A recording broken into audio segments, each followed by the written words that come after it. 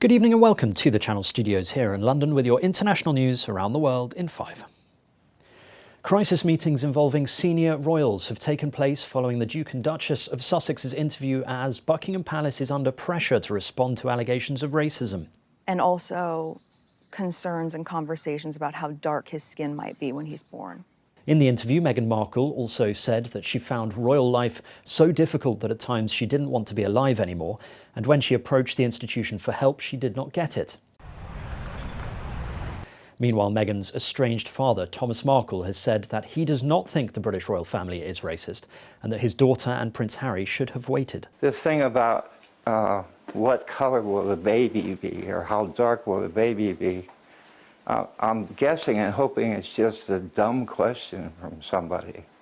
You know, it could just be that simple. It could be somebody asked a stupid question rather than being a total racist.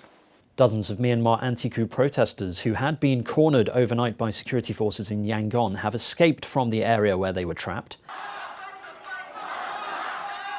About 200 people were caught in a 4-street area in Shanchuang district, which the police sealed off. According to the United Nations, many of those trapped were women marching in support of International Women's Day. Police have also chased protesters and fired at them in the country's northern Kachin state. A video has emerged of a Myanmar nun kneeling in front of policemen in a northern town, pleading with them to stop shooting protesters. Over 60 people have been killed and more than 1,800 detained in the crackdown on protesters.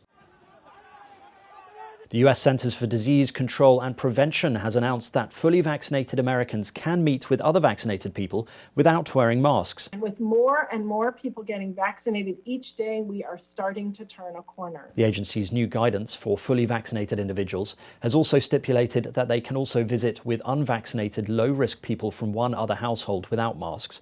This is the first time in almost a year that Americans can return to some sense of normality.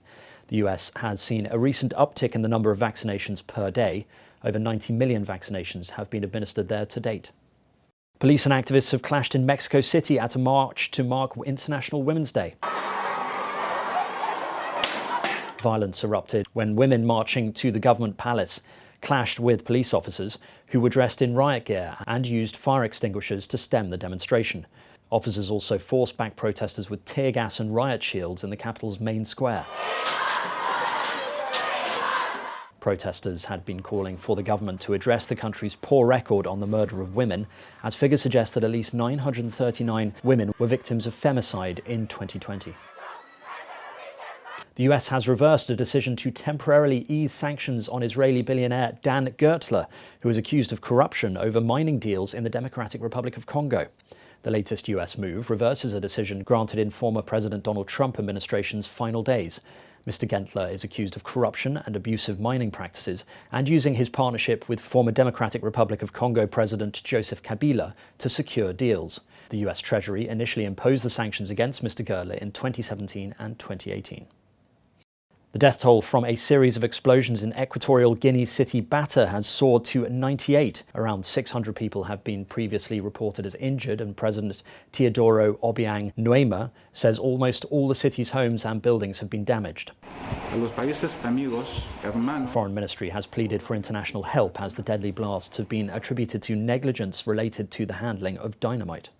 And finally, an Italian restaurant in Tunisia has invented Africa's most expensive pizza, with each costing up to $360. The restaurant's founder wanted to break the record for the most expensive pizza in Africa and create a product so exclusive that it does not exist elsewhere. The dish is covered with 24-carat gold leaf, and it is topped with truffles and smoked duck breast. Mr. Hergel said that his luxurious pizza is meant for people who come from abroad or to Tunisians who want it, as there were people who travelled to buy expensive food. And that's your international news around the world in 5. Now back to the Channel Studios in Lagos.